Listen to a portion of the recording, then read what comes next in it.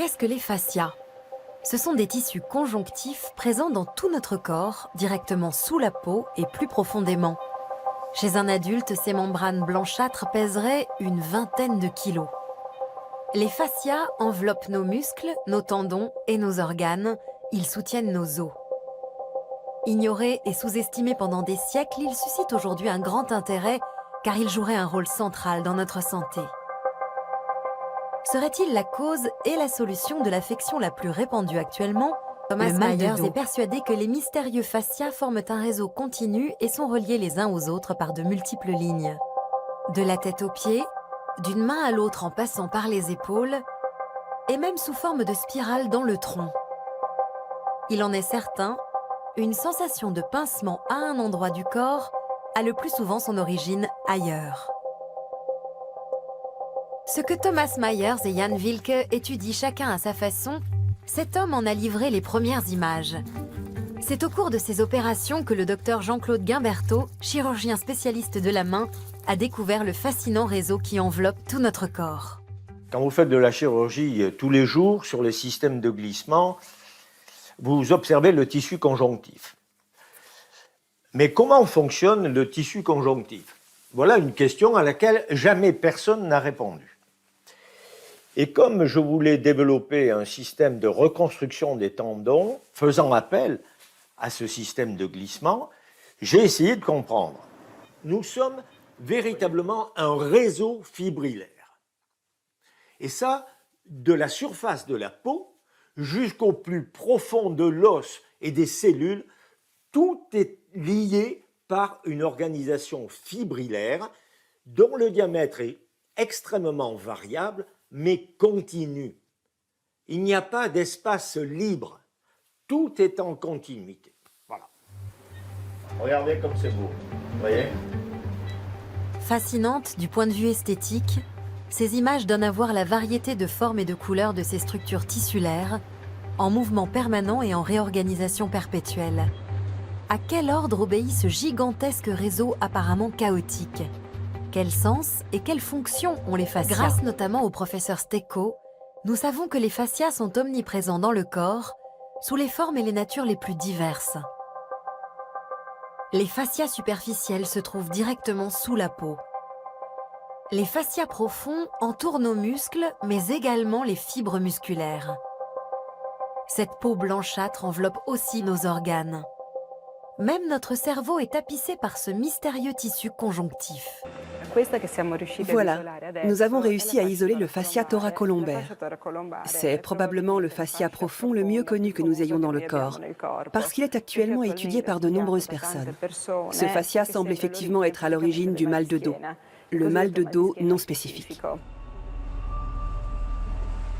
Le fascia thoracolombaire est l'un des plus importants de notre corps. Mais comment un fascia peut-il occasionner des douleurs? Pourquoi cette enveloppe tissulaire nous cause-t-elle tant de problèmes? C'est aussi ce que veut comprendre Robert Schleip, l'un des spécialistes allemands du fascia. Depuis qu'il sait comment les fascias sont reliés les uns aux autres et à quel point l'activité physique est importante pour le tissu conjonctif, il saute à la corde plusieurs minutes par jour. L'activité physique est bonne pour la santé, mais elle s'avère aussi être essentielle pour les fascias. Pour rester libre et ne pas subir d'enraidissement, ces tissus ont besoin d'une stimulation régulière. C'est la principale leçon. Or, la sédentarité au travail, quand elle n'est pas compensée par une activité sportive suffisante, entraîne souvent des maux de dos. Y aurait-il un lien de cause à effet entre les adhérences faciales et les douleurs dorsales? Pour le savoir, nous nous rendons à Boston. C'est ici que s'est tenu il y a 10 ans le premier congrès international sur le fascia. Le professeur Hélène Langevin de la Harvard Medical School y a participé.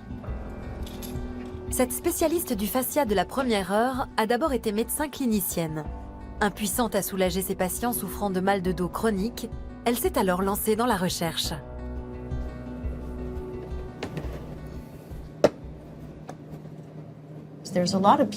Généralement, quand un patient se présente avec des douleurs de dos chroniques, on effectue une radio ou une IRM de sa colonne vertébrale, car on suppose que la douleur vient de là. Or, chez nombre de ces patients, les résultats sont normaux. À l'inverse, de nombreux patients avec une IRM catastrophique, avec des disques abîmés, ne souffrent d'aucune douleur. Alors nous nous sommes dit, et si c'était le fascia thoracolombaire? C'est la grande structure du dos qui relie les épaules aux hanches. C'est une large bande de tissu conjonctif. La structure de tenségrité permet une meilleure compréhension du fonctionnement du système facial en tant que système global. Comme vous voyez, elle est constituée de bâtonnets et d'élastiques. Les éléments sont assemblés de sorte que les bâtonnets ne se touchent pas entre eux, mais sont maintenus en place par les élastiques. Si on regarde un squelette de cours de science, dont les os sont reliés par des câbles, on a l'impression d'être constitué d'une armature osseuse autour de laquelle vont s'articuler les muscles, un peu comme le bras d'une grue de chantier. Ce n'est pas le cas. Vos os flottent à l'intérieur de votre tissu conjonctif. Si je pouvais faire disparaître ce tissu mou de votre corps d'un simple claquement de doigts, votre édifice osseux s'écroulerait sur le champ. Voici un formidable contre-modèle à notre représentation classique de la colonne vertébrale, la fameuse structure porteuse, le squelette comme soutien. Le piquet, en quelque sorte, sur lequel repose le tissu mou de la tente de camping. C'est ainsi que l'on se représentait jusqu'à récemment la colonne vertébrale. Ici, nous avons un autre contre-modèle tenségral. Les vertèbres ne reposent pas par compression les unes sur les autres, mais elles sont suspendues, si tant est que les éléments faciaux, représentés ici par les élastiques, exercent une tension élastique suffisante. Dans ce cas, même avec une vertèbre usée, vous pourrez devenir la reine de la salsa de Cuba. La colonne vertébrale n'est donc pas la seule responsable du mal de dos chronique. Mauvaise posture, manque d'exercice et stress jouent aussi un rôle. Pour garder nos tissus en bonne santé, il faut bouger, cela ne fait aucun doute. Mais une autre composante importante entre en jeu, l'eau. Le tissu conjonctif élastique est un immense réservoir d'eau. H2O, tel est peut-être le grand secret des fascias. Le tissu conjonctif est composé d'eau dont la proportion, selon l'âge, peut atteindre 70%. Le massage, tout comme l'activité physique, réoriente les fibres de collagène. Les fibroblastes produisent de l'acide hyaluronique frais, l'eau est renouvelée, les fascias peuvent de nouveau glisser correctement. En matière de mal de dos chronique, les disques intervertébraux ont longtemps été dans la ligne de mire. Mais depuis quelques années, le regard se tourne de plus en plus vers les fascias. Dans quelle mesure le tissu facial peut-il ouvrir la voie à des perspectives thérapeutiques innovantes? Cette question intéresse aussi la recherche sur la douleur. Le professeur Siegfried Menze, de la faculté de médecine de Mannheim, est l'un des premiers à avoir reconnu l'importance du tissu facial. Pour établir si les fascias étaient eux-mêmes sensibles à la douleur, il a dû mettre en évidence la présence de nerfs de la douleur dans les fascias. Les fascias sont le siège d'innombrables récepteurs de la douleur. Cela fait du tissu conjonctif l'un des organes de la perception parmi les plus sensibles. Les preuves scientifiques sont formelles. Comme Robert Schleip, le professeur Menze et son équipe supposent que le stress influence directement le tissu des fascias. En jeu dans ce mécanisme, le système nerveux sympathique, qui fait partie du système nerveux autonome. Depuis le cerveau et la moelle épinière, il se distribue à presque tous les organes. Nous ne pouvons pas le contrôler volontairement. Activé par le stress, il prépare notre corps, comme jadis, à la lutte ou à la fuite. Nous savons que la douleur ressentie au niveau des fascias peut être déclenchée par une stimulation excessive et remonter via les voies nerveuses jusqu'au cortex cérébral où elle est perçue. En cas de stress, le chemin serait inverse. Le stress active le système nerveux sympathique qui descend via l'autoroute de la douleur du dos vers les nerfs des fascias. Nous avons alors mal au dos.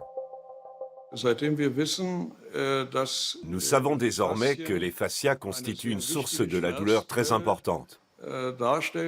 D'une part parce qu'ils sont densément innervés, d'autre part parce qu'ils possèdent une connexion très performante avec les cellules nerveuses de la moelle épinière.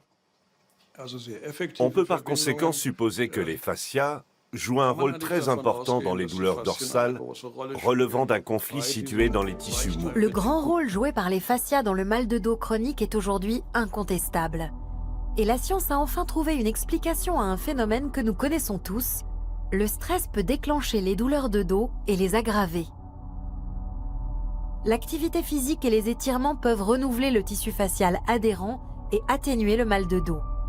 Qui plus est, les méthodes de recherche modernes ont confirmé l'efficacité d'une pratique thérapeutique séculaire. Le tissu conjonctif du fascia, qui enveloppe tout le corps, est le siège de nombreuses maladies, mais aussi la clé de leur guérison.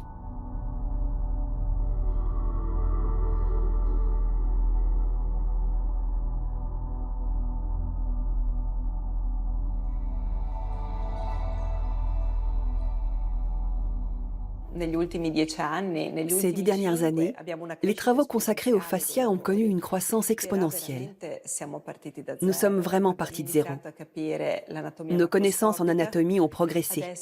Nous avons une meilleure compréhension des phénomènes microscopiques et moléculaires. Mais il nous reste encore beaucoup à apprendre sur les fascias. Ces dernières années, les fascias sont passés du second plan au devant de la scène, se muant en fascinants objets d'étude. La science place de grands espoirs dans la recherche sur le fascia, y compris en cancérologie.